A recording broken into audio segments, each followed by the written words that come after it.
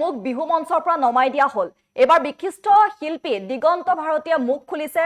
বুধবাৰে নিশা যি চানমাৰী বিহু মঞ্চত যি ঘটনা সংঘটিত হৈছিল, যি ঘটনা এতিয়া তীব্ৰ চৰ্চা লাভ কৰিছে আৰু সেই সন্দৰ্ভত ইতিমধ্যে সংবাদমেল সম্বোধন কৰি সমগ্ৰ ঘটনা ইতিমধ্যে বিৱৰি কৈছে বিশিষ্ট শিল্পী দিগন্ত ভাৰতীয়ে। পূব গুৱাহাটীৰ বিহু মঞ্চত আচলতে নিশা কি হৈছিলে দিগন্ত ভাৰতীৰ সৈতে, সেই সন্দৰ্ভত এতিয়া কেইবাটাও বিস্ফোৰক অভিযোগ উত্থাপন হৈছে পূব গুৱাহাটীৰ বিহু মঞ্চৰ তালিবানীৰ দৰে মুখ কিয় বিহু মঞ্চৰ পৰা নমাই দিয়া হ'ল বুলি প্ৰশ্ন উত্থাপন কৰিছে এতিয়া বিশিষ্ট শিল্পী দিগন্ত ভাৰতীয়ে। তালিবানীৰ দৰে মোক আচৰণ কৰা হৈছিলে, তালিবানীৰ দৰে মোক মঞ্চৰ পৰা নমাই দিয়া হৈছিলে। মোৰ পত্নীয়ে যিহেতু গীত গাই আছিলে আৰু মোৰ পত্নীয়ে গীত গাই থাকোঁতে মাইক বন্ধ কৰি দিয়া হৈছিলে। তেওঁলোকৰ মুখত মদৰ গোন্ধ। বুধবাৰৰ নিশাৰ ঘটনা সন্দৰ্ভত এনেদৰে কেইবাটাও বিস্ফোৰক অভিযোগ উত্থাপন কৰিছে এতিয়া দিগন্ত ভাৰতীয়ে। মঞ্চতেই দিগন্ত ভাৰতীক অপমান কৰা হৈছিলে, তালিবানীৰ দৰে আচৰণ কৰা হৈছিলে, বিহু মঞ্চৰ পৰা নমাই দিয়া হৈছিলে। ঘটনাক লৈ ইতিমধ্যে সংবাদমেল সম্বোধন কৰি বিশিষ্ট শিল্পী দিগন্ত ভাৰতীয়ে মুখ খুলিছে। মোৰ সাজক লৈ, মোৰ ড্ৰেছক লৈ যদি প্ৰব্লেম আছিলে, সমস্যা আছিলে, তেন্তে মোক মঞ্চত উঠিবলৈ কিয় দিলে? মই নিজেই মঞ্চলৈ উঠি যোৱা নাছিলোঁ, মোক কমিটিৰ মানুহে উঠাই লৈ গৈছিলে। মই মোৰ পত্নীৰ অনুষ্ঠান চাবলৈহে গৈছিলোঁ। যদি নিয়ম বান্ধি ৰাখিছিলে ভদ্ৰভাৱে ক'ব লাগিছিল। কোনো শিল্পীকে এইদৰে কোনেও অপমান কৰাৰ অধিকাৰ নাই। ৰাইজৰ ওচৰত ৰাজহুৱাকৈ ক্ষমা খুজিব লাগিব সীমান্ত ঠাকুৰীয়াই।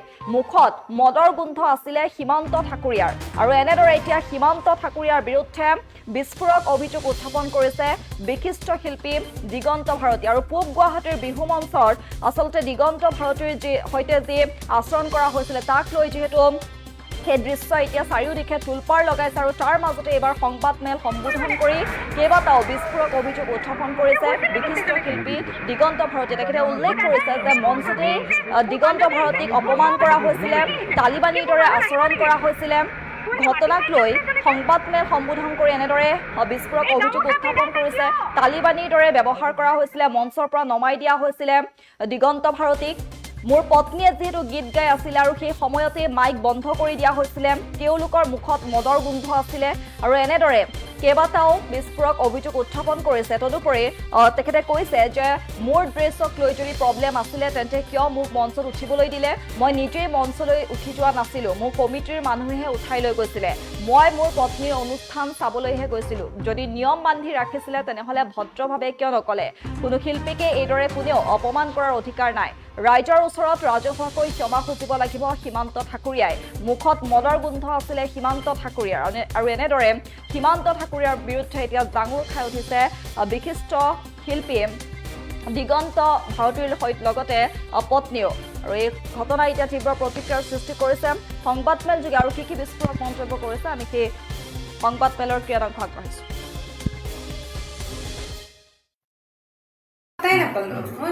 কি হৈ আছে এইবোৰ এনেকৈ গান গাই আছোঁ আৰু যেতিয়া আমিও কি হয় পজিটিভ হৈ থাকোঁ ন। যেতিয়া এনেকৈ নমাই দিছে মই প্ৰথম তেওঁ কৈছিল এইবিলাক কথা মানে গুৰুত্বহীন, কিন্তু ষ্টেজত পানী আহিছিলে অলপ, মই খালী কৰি আছিলোঁতো, মই ভাবিলোঁ সেইটো পজিটিভ উঠি আহিছে, পানী চানী আছেতো, অকণমান দিগদাৰ হৈছে, অকণমান মানুহকেইটাক অকণমান চাগে সুবিধা কৰি দিবৰ কাৰণে কেইজন মানুহ উঠিছে, মই সেনেকেই ভাবিলোঁ।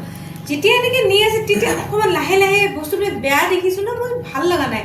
সিহঁতৰ নাচ বন্ধ হৈ গ'ল, পৰিৱেশটো বেলেগ হৈ গ'ল ন। বিহুৰ ইমান ধুনীয়া পৰিৱেশ এটা চলি আছে, ল'ৰা বোৱাৰী বহি আছে। এনেকৈ এই গণ্ডগোলবিলাকৰ কাৰণে বা এই অপ্ৰীতিকৰ পৰিস্থিতি যিয়ে সৃষ্টি কৰিছে, তেওঁ এতিয়া ক'ৰবাত অকণমান ক'লে মূলগুলকা মাৰিছে ক'ৰবাত, তেওঁ আহক, আহি পেলাই ক্ষমা খোজক ৰাজহুৱাভাৱে। গোটেই ৰাইজখনো জামু খাই উঠিছে। তেওঁ অপমান ৰাইজ গোটেই আহি গ'ল দেই, আৰু সেই অহাৰ কাৰণে চাগে তেওঁ পলাই দিলে, এনেকুৱা হৈছে। মানুহজনক বিচাৰি নাপালো। কমিটিৰ বাকী মানুহখিনি আছে, তেওঁলোকো ফোন কৰি তেওঁক লৈ আহক। আৰু এজন মানুহে মোক ক'ব আহিলে যে আমাৰ কিন্তু সুনামে আছে চানমাৰীৰ, বদনাম নাই দেই, এনেকুৱা। আৰু সেইজন মানুহে ফুল মদ খায়, মানে গোন্ধত ৰ'ব নোৱাৰে। তাৰপিছত লগে লগে মই ক'লো এনেকৈ এয়া কমিটি এনেকৈ কথা পাতিব আহে, তেতিয়া ৰাইজে কিন্তু তেওঁক আঁতৰাই দিছে। তেওঁলোক কালচাৰেলি মই এনেকুৱা লাগে তেওঁলোক আছে মানে তাতে, যদিও তেওঁলোক আছে কালচাৰেল ছেক্ৰেটাৰী বা সভাপতিবিলাক হৈ পেলাই যে আছে, কোনো কালচাৰৰ লগত জড়িতই নহয়, মোৰ এনেকুৱা লাগিছে। তেওঁক চিনি নাপায় যদি বছৰি বিহুখন পাতে আৰু বিহুখন পাতে আৰু মই আৰু তেওঁলোকে আকৌ কৈছোঁ তেওঁলোকক কাৰ্যালয়ত কোনোবাই বোলে ভুল কৰি মোক মাতি নিলে তেওঁলোকৰ যিটো ড্ৰেছ কোড যিটো হেৰি আছিল নৰ্মছ আছিলে নিয়ম আছিলে কোনোবাই বাৰু তেওঁলোকৰ আৱেগিক হৈ মোক ভাল পায় দাদাৰ গান শুনো বুলি কমিটিৰ মানুহে তেওঁলোকে অজানিতে ধুনীয়াকে ক'ব মাতি পাৰিলে লৈ হয়, ধুনীয়াকে ঠিক আছে তেওঁলোকৰ নিয়ম ভংগ হৈছে যদি তেওঁলোকে আহি মোক ভালে ভালে কোৱা হ'লেও হয় ধুনীয়াকে মনে ক'লে মনে হ'ল। যে দাদা এনেকুৱা হৈছে মই বাৰে বাৰে কৈছোঁ এইটো কথা কিন্তু সেইটো নকৰি মই কৈছোঁ নহয় একদম তালিবানী মানে আৰু এটা হিটলাৰী টাইপ মই না, না। মোৰে বিহু মই কৰিম এনেকুৱা টাইপ না, কথাটো আমি আমাক এনেকুৱা। নামিব লাগিব আমি জিন্স কি পিন্ধি বুলি আছোঁ কৈছে জিন্স পিন্ধি গান জিন্স গায়। পিন্ধি আছে আপুনি অশ্ৰদ্ধা অশ্ৰদ্ধা কৰিছে কৰিছে মঞ্চত। আপুনি অশ্ৰদ্ধা কৰিছে মঞ্চ মঞ্চত আপুনি আমাক অশ্ৰদ্ধা। তাৰপিছত মোক টানি নিছে টানি দিছে মানে- এইটো বেয়া দেখা আপুনি হৈছে। যদি টানি নিছে খেলি দিছে পুৰাপানৰ গোন্ধ পুৰা পৰা বন্ধ আৰু এটা কথা 1 ঘণ্টা ধৰি মই গান গাই আছো মোৰ মিউজিচিয়ান গ্ৰুপটো যে তেওঁলোক প্ৰত্যেকেই জিন্স পিন্ধি আছিলে কিমান দেৰি কুৱেশ্যনটো কিয় অহা নাছিল এইটো এটা কথা এই ভাস্বতীৰ প্ৰগ্ৰেমৰ আগত যিটো গ্ৰুপে প্ৰগ্ৰেম কৰিছে ছিংগাৰটোৰ বা গায়ক গায়িকাৰ ঠিক 5 ফুট 6 ফুট পিছতে গোটেই জিন্স পিন্ধা মিউজিচিয়ানবিলাক মোৰ আছে আগৰ বেণ্ডটো এই মানে দুতলীয়া কথাটো কিয় নিয়ম যদি নিয়ম মঞ্চত মোৰ গোটেই তেওঁলোকে তাৰপিছত চুক্তি কৰিছে ক'ব লাগিব গোটেইকেইজনে যে আমাৰ মঞ্চত যিয়ে উঠে ধুতি পিন্ধি আহিব লাগিব আৰু মেখেলা চাদৰ পিন্ধি আহিব লাগিব ব্যক্তিগত টাৰ্গেট যেন লাগে আৰু কিবা বুজি কিবা নাপাওঁ। আশাইছ আছে বা মই কোনো নহয় বা দুটা ফৈদৰ মাজত কিবা ফাইট নেকি তেওঁলোকৰ সংঘাত নেকি মতানৈক্য আছে যে এইগৰাকী উঠাব খুজিছে আমি নমাই দিম সেইটোও হ'ব পাৰে তেওঁলোকৰ মাজত নিজৰ মাজতে হয়তো আৰু প্ৰথম সেই কথা তেওঁ সমন্বয়টো চাবহে নাই। গৈছে সেই কোঅৰ্ডিনেশ্যনটো নিজৰ মাজতে নাই অনুষ্ঠান চাব গৈছে জোৰ জবৰদস্তি তোমালোকে উঠাইছা কিয় মোৰ কথা আৰু সাধাৰণ তোমালোকে মাতিবা। কৰ্মকৰ্তা এজন বা সদস্য হ'লেও বেলেগ কথা তেওঁ বিষয় বা মানে বিষয়ববীয়া সম্পাদক সাধাৰণেই হওক সাংস্কৃতিক সম্পাদকেই হওক যেতিয়া সম্পাদকেই হওক কিন্তু এটা গুৰু দায়িত্ব লোৱাৰ পিছত তুমি মদ্যপান কৰি আহি পেলাই আৰ্টিষ্টক নমাবৰ অধিকাৰ তুমি ক'ত পালা উঠাইছে কোনোবাই ভুল কৰি ভালে ভালে কোৱা আৰ্টিষ্টে বুজি পাব যে আমাৰ নিয়ম এইটো আছে দাদা মানে মাইক কাঢ়ি লৈছে আপোনাৰ পৰা কাইলৈ আপুনি আনন্দ নাহিব কাঢ়ি মানুহজনক এনেকে ধৰি- তেওঁ নাই। তেওঁ গুচি গ'ল তেওঁ বয়স হৈছেতো তেওঁ থাকিলেতো নহ'ল হয় চাগে হয়। ভাবিছোঁ মানে ভয়ৰ বাবে হৈছে এইটো তেওঁৰ তেওঁৰ তেওঁ ঘৰত পোৱাই নাই তেতিয়া। অনুপস্থিতিত হৈছে তেওঁ ঘৰত পোৱা নাই তেওঁ কিন্তু ঘৰ নাপাওঁতে খবৰো শুনিছে তেওঁ না যদি এইখিনি কৰে আমিও ইমান আমি ইতিবাচক মানুহ আমাৰ কোনো হেৰি নাই তেনেকুৱা কোনো হেৰি নাই মই সদায় পাহৰি যোৱা মানুহ আৰু মোক সেইকাৰণে গোটেই মোৰ ইতিহাসত চাব মোৰ গোটেই সাংস্কৃতিক মোৰ এই গোটেই যাত্ৰাটো মই ক'তো মোৰ বিতৰ্কও নাই মই কাকো গালি গালাজো কৰা নাই আজিলৈ কাকো মই বেয়াকৈ কোৱা নাই ক'তো কোনো মিডিয়াত মোৰ তৰ্কাতৰ্কি নাই একোৱেই নাই মোৰ একেবাৰে চিম্পল দুখ সেইটো কাৰণে লাগিছে সেইকাৰণে লাগিছে মই যে মোক কথাখিনি অপমান কৈছো কৰিবৰ তাক কাৰণে তেওঁ সাহস কেনেকৈ পালে? সেইটো কাৰণে দুখ লাগিছে মই কৈছো, এইটো কি আটাইতকৈ কথা? ডাঙৰ কথা ৰাতিপুৱা আটাইতকৈ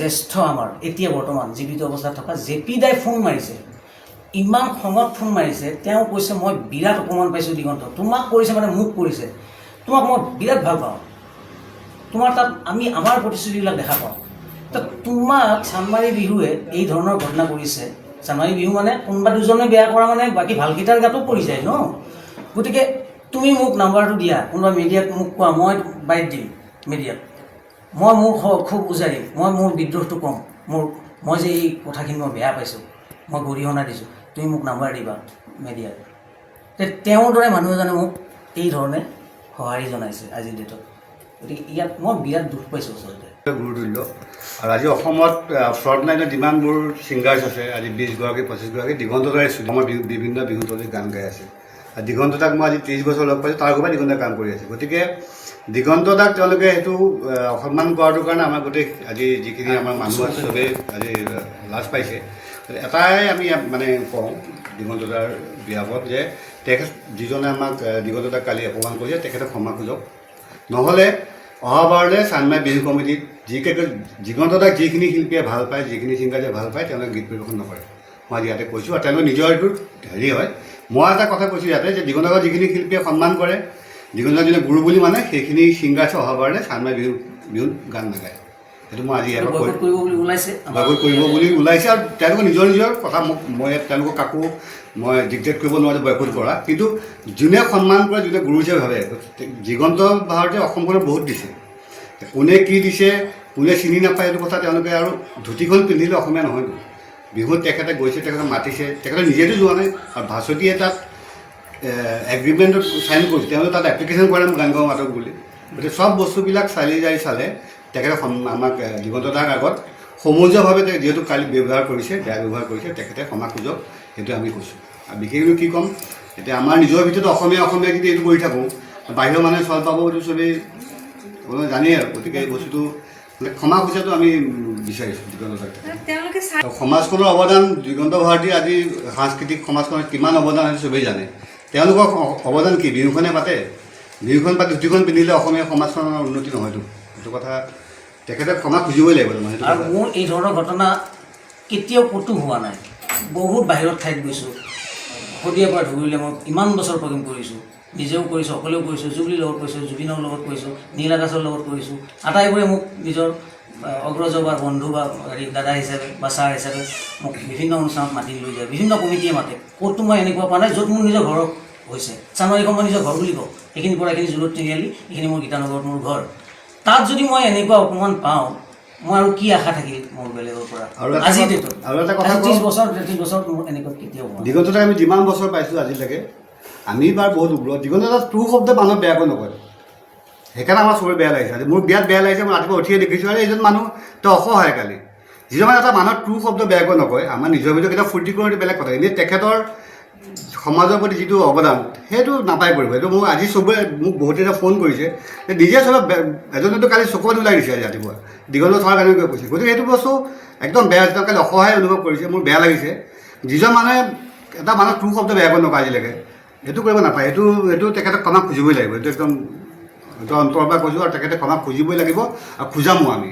সেইটো আমিও জানো কেনেকৈ ক্ষমা খুজাব লাগে, কিন্তু আমি ক্ষমা খুজিবই লাগিব। যিকোনো খবৰৰ বাবে যোগাযোগ কৰক 7099017330 লগতে 7099017110।